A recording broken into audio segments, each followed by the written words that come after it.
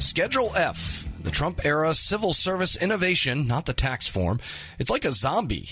It's dead, having been canceled by the Biden administration, but it still seems animated, judging from the range of activities devoted to keeping it entombed.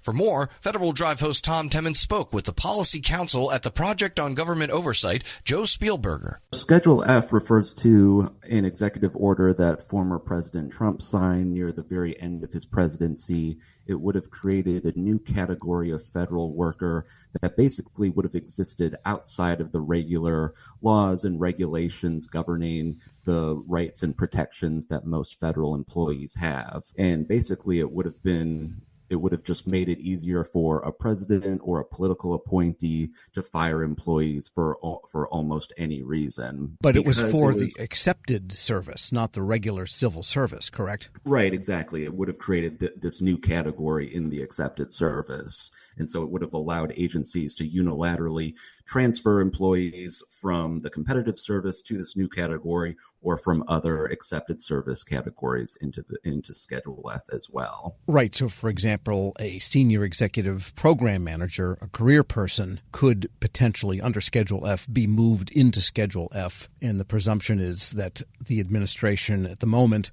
didn't like the way that program was being run or felt that its policy was being thwarted by that person. Exactly. And while the executive order only started to become implemented, it was estimated that the number of employees who would have been impacted under Schedule F would have totaled in the tens of thousands, up to 50,000, even 100,000 or more. And so just to put that number in a little bit of context, normally there are roughly 4,000 political appointees. So just by those estimates alone, it would have exponentially increased the number of political appointees by 10, 20, or even more. And it would have had the potential, again, to emphasize that point of arbitrarily converting some people that were already in competitive service to non-competitive or the Schedule F type of thing. So that means, given that potential number of 100,000, that goes way beyond the senior executive service, which is only about 9,000. Exactly. And then, if you talk to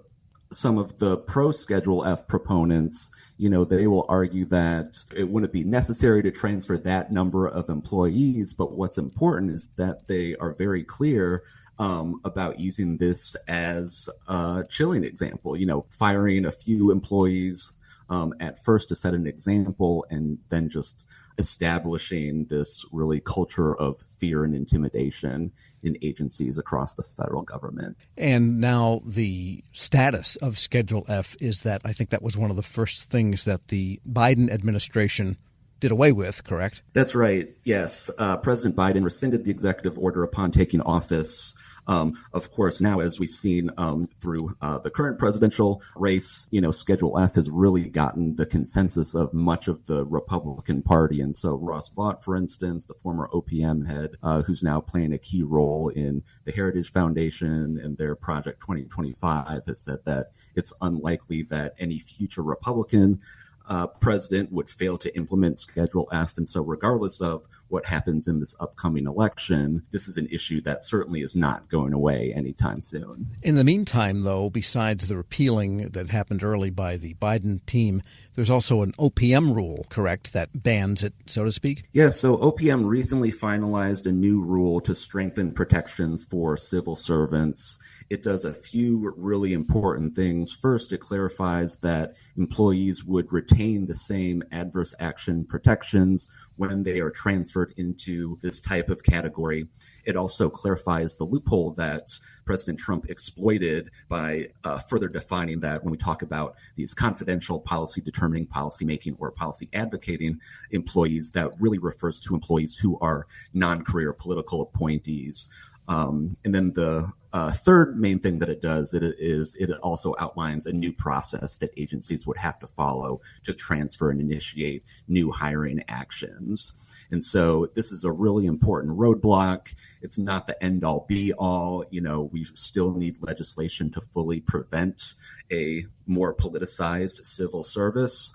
But this is an important next step in strengthening these protections for civil servants. We're speaking with Joe Spielberger, Policy Counsel at the Project on Government Oversight. Yes, there's a rule from OPM, but of course, let's face it, OPM has directors that are appointed by administration. So OPM itself moves back and forth policy-wise with respect to who's in power. So the rule then is a little bit stronger maybe than the executive order, but rules can be re-ruled also. What is the prospect for legislation here? There is something that comes up from time to time in Congress. There is. There's been legislation the past couple of years in the House sponsored by Representative Jerry Connolly, and then there's a Senate companion bill sponsored by Senator Tim Kaine. POGO and other good governance advocates have lobbied strongly for that. We understand the political dynamics make it really unlikely to see that bill moving this Congress. So we're continuing to have conversations both on the Hill and in executive branch agencies to see what other defensive mechanisms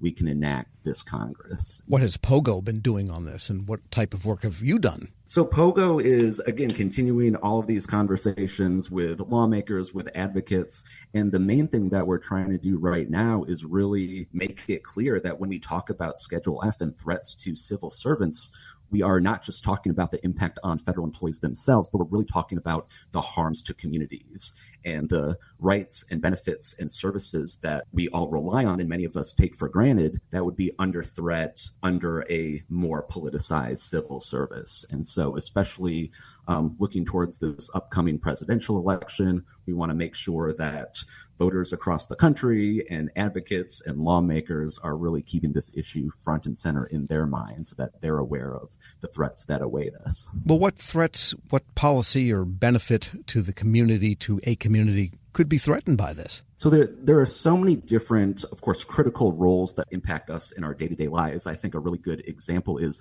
disaster relief. If your home is threatened by a hurricane or a natural disaster, your community is at risk. You want to make sure that federal relief arrives safely and timely and effectively, regardless of where you live, how your state voted in the previous presidential election. You know, we always see accusations of political gamesmanship when it comes to providing disaster relief. Things like Social Security benefits. If you apply for Social Security and other government benefits, you need to be able to trust that the people processing and delivering those benefits, you know, are in those positions because of their qualifications and not because of their political ideology. And so at the end of the day, everyone deserves a federal government that treats them fairly and effectively, regardless of who they are, where they live, or how they vote.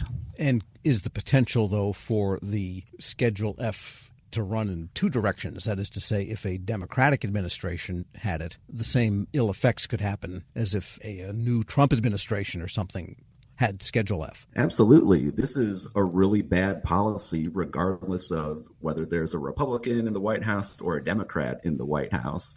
And again, there's a reason why we rely on these nonpartisan civil servants to provide these protections and services that we all rely on and make sure that those services and benefits are being provided fairly and effectively.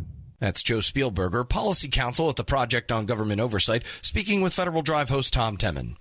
We'll post this interview at federalnewsnetwork.com/Federal Drive. Hear the Federal Drive on demand. Subscribe wherever you get your podcasts.